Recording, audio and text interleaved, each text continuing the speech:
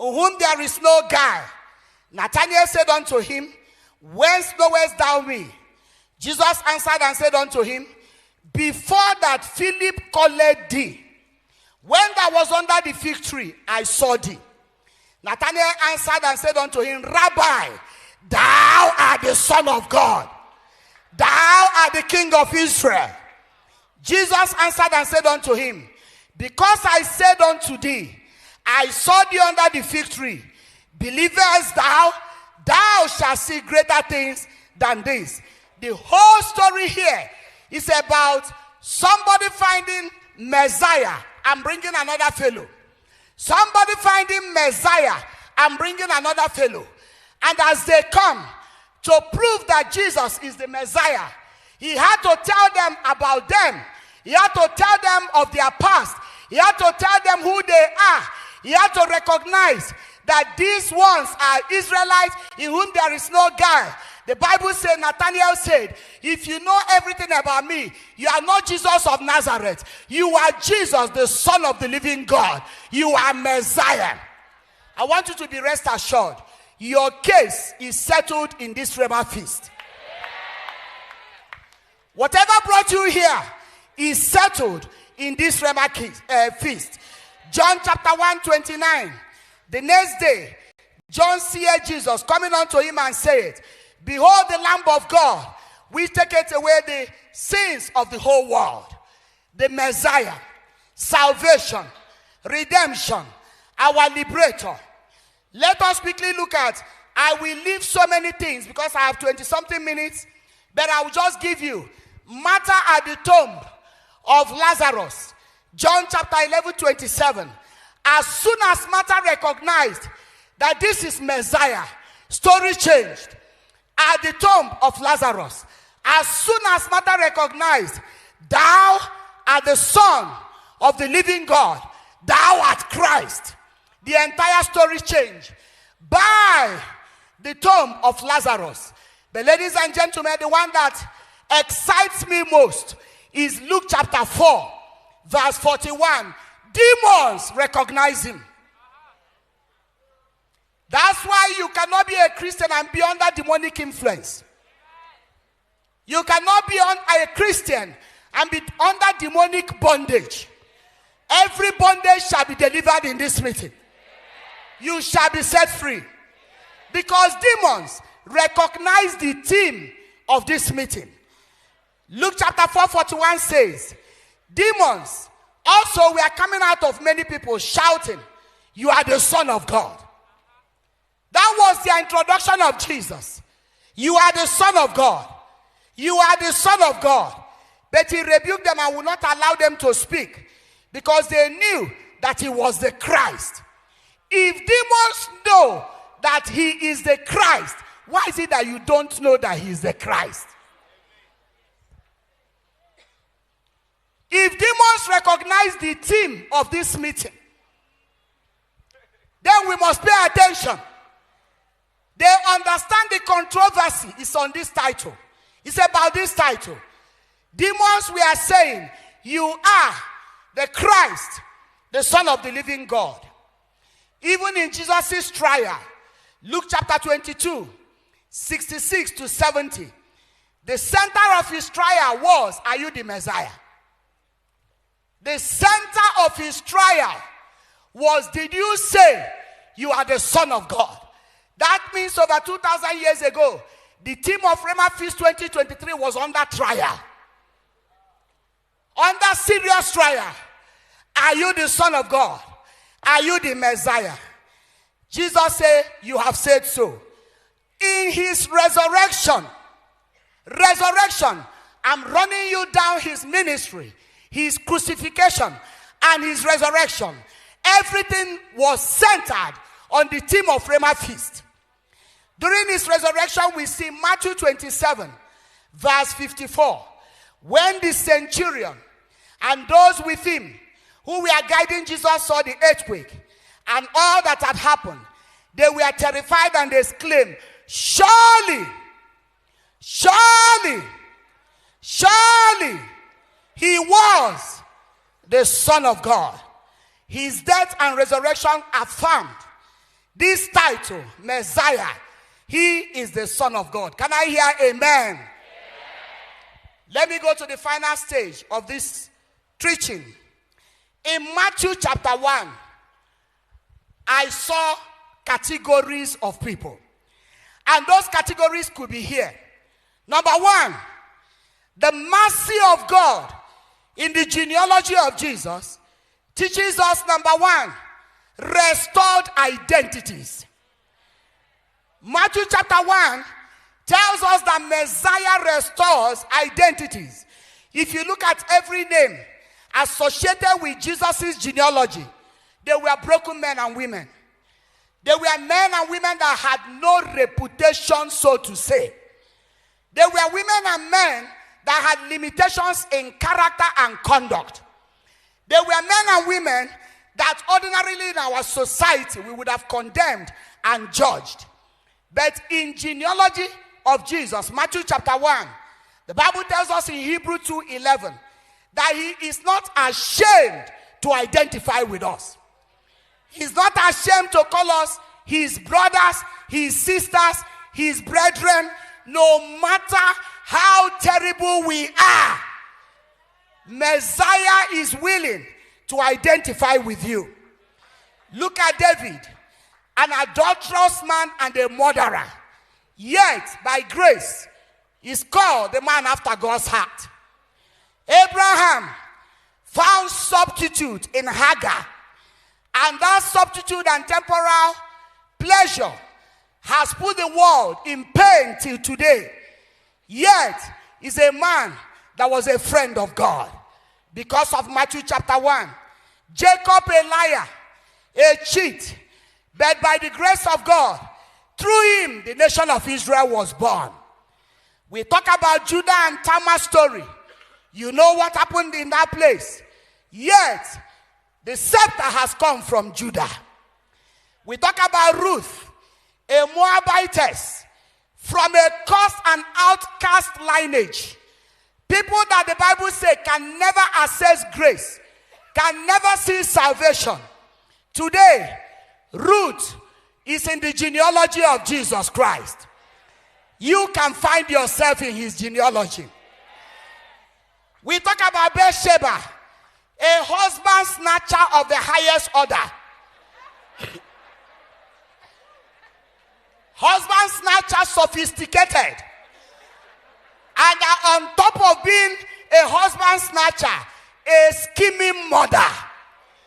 A mother that could scheme things and things could take shape in the family because of who she wanted to be in charge. But for grace, she lived to be celebrated as the mother of the wisest king that ever lived. How do you explain it? That somebody that took a king from bathroom, of course you will say it was the king that looked for her, but she could have said no. She could have said, I better die than surrender. But she loved her life more than any other thing. And after the husband was killed, she could have run away from David's house. But she sat as the queen, the mother of the king. Because of Messiah. Time we fail me to talk about Solomon, the anointed polygamist.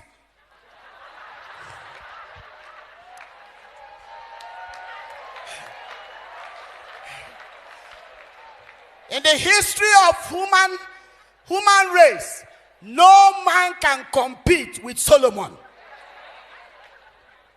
1,000 women, 300 wives, 700 concubines. Which diary could keep the even congregation is not up to 1,000. Anointed polygamist. Yet the wisest man that ever lived, the most prosperous. In his time, money was like sand. And everybody wanted to collaborate with him despite 1,000 women. I don't know how he knew their names and their children.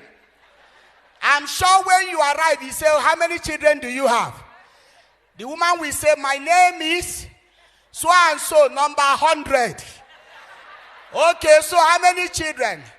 7 children. What are their names?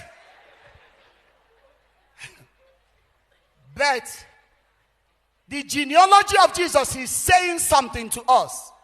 Everyone can enter. As Pastor T preached, everyone can enter. It is by the blood and by the mercy. And today, I don't care where you are, that grace will locate you. Talk about Rahab, the prostitute, and a very sophisticated con woman. They asked her, somebody came into your house. Some people say, no, I didn't see anybody. She had already colluded with them how they will disappear. And the Bible recorded she served God with her prostitution.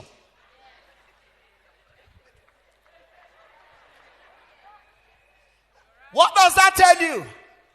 This mercy from Messiah is overflowing. It picks you where you are, but it does not leave you where it met you. All of them have a change in story. All of them, the same Solomon wrote Ecclesiastes chapter 12, that all things are vanity upon vanity. The same Rahab assessed salvation before the time of revelation of Messiah. I normally tell people, if Rahab is in heaven and you are living in the time of Messiah and you are not saved, cursed is the day you were born.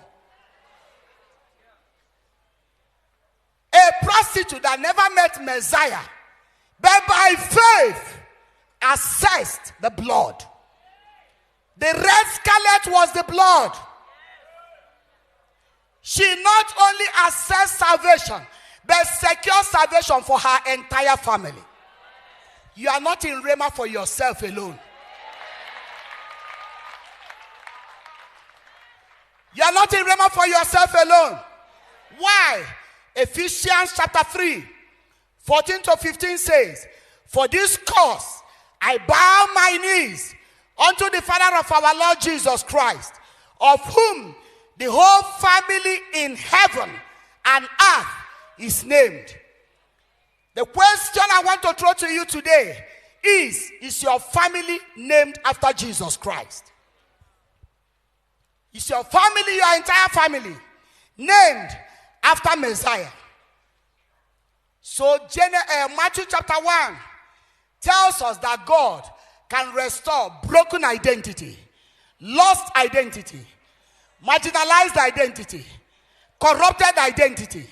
I don't know the identity you're carrying today, but soon we shall go to the throne of mercy. And that story will be changed. And your family will align with the genealogy of Jesus Christ. Number 2, gender barrier collapses in Matthew chapter 1. Gender barrier collapses. It's only Messiah that collapses it. The world are busy talking about gender inequality. This was settled on Calvary. Long time ago. Why? Because in this genealogy, we see both male and female.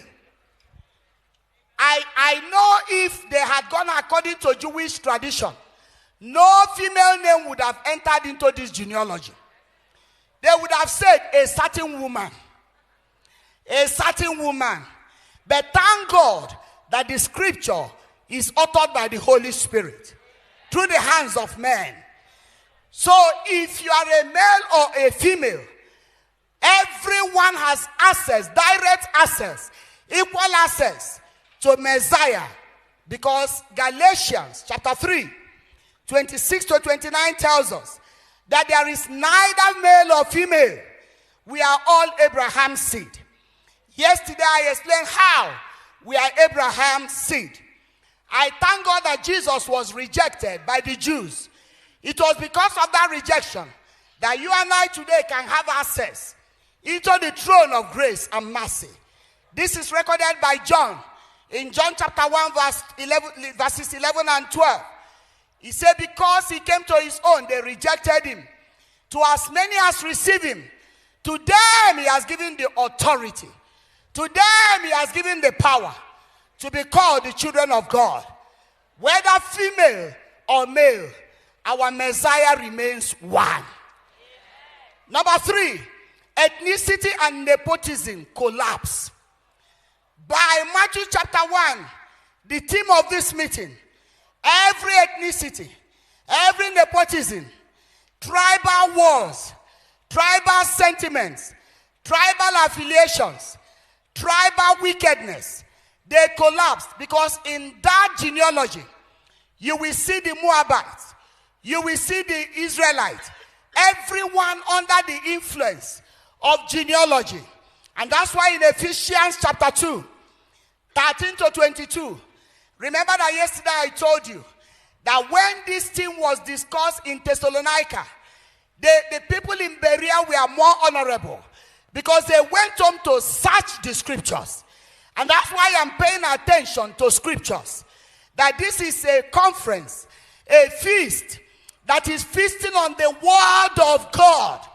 This is a feast that we have gathered from all the world. People are watching online. A friend of mine sent me a text from the land of Caribbeans just this morning to talk about what I preached yesterday. She's a powerful woman of God in the Caribbean island. And they are watching, they are following. We can't afford to play games here. We can't afford to play games here. The world is watching. The world wants to feast. It is not a Bible study. It's a Bible feast. We are here to feast on the word of God. So you must go home and search and know what Pastor Esther is saying, whether it agrees with the title of Messiah.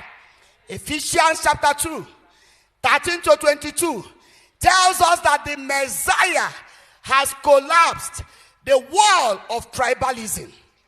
And that's why I say Christians that are tribalistic are local champions. And they have tribal mentality, which is grasshopper mentality. They will never grow beyond their tribe. They will never stand at an altar like this where we are standing. Because they will first ask, Reverend Chula is from which tribe? Kamba. I don't like Kambas. That should have been coming from Luya or Kikuyu. Then the next question is, does he have Kikuyu pastors under him? Then if he doesn't have Kikuyu pastors, we are not going. You are a grasshopper kingdom servant.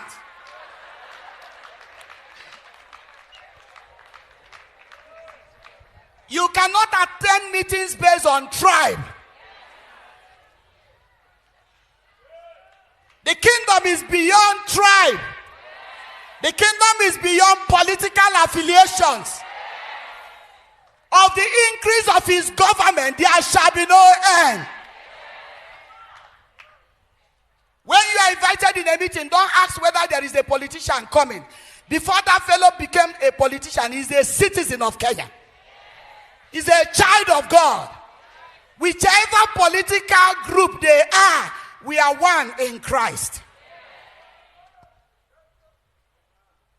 The genealogy of Jesus messes up tribal gang-ups. The kingdom embraces all. When you are tribalistic, you have frustrated grace and wasted asset and investment in the kingdom.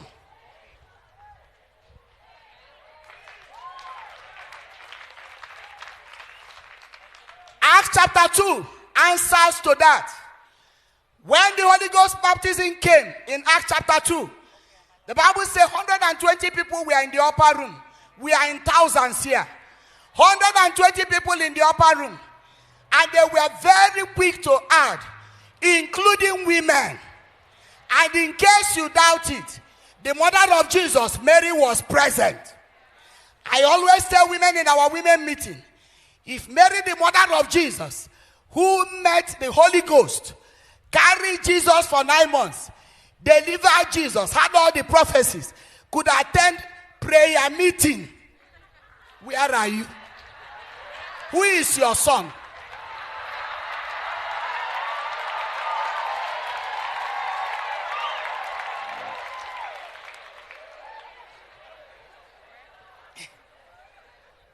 The Mary of Jesus who cleaned his bumbo,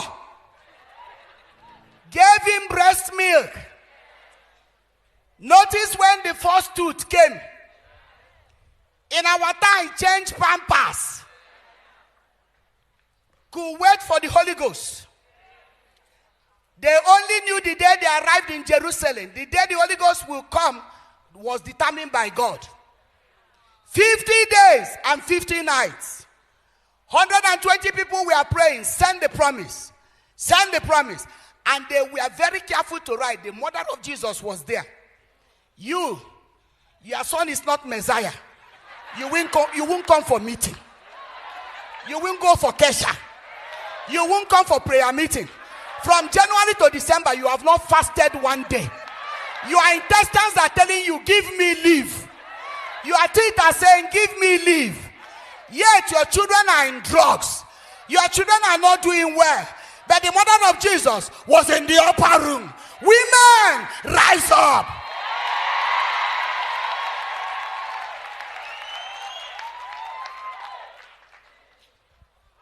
Number 4, I have 7 minutes, 11 seconds.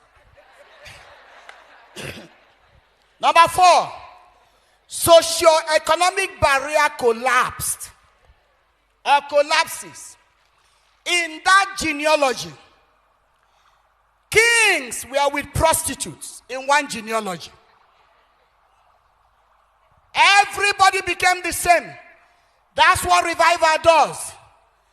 That's what I see revival doing. That in our nation, the rich, the comfortable will help the poor to upgrade the lives of the poor.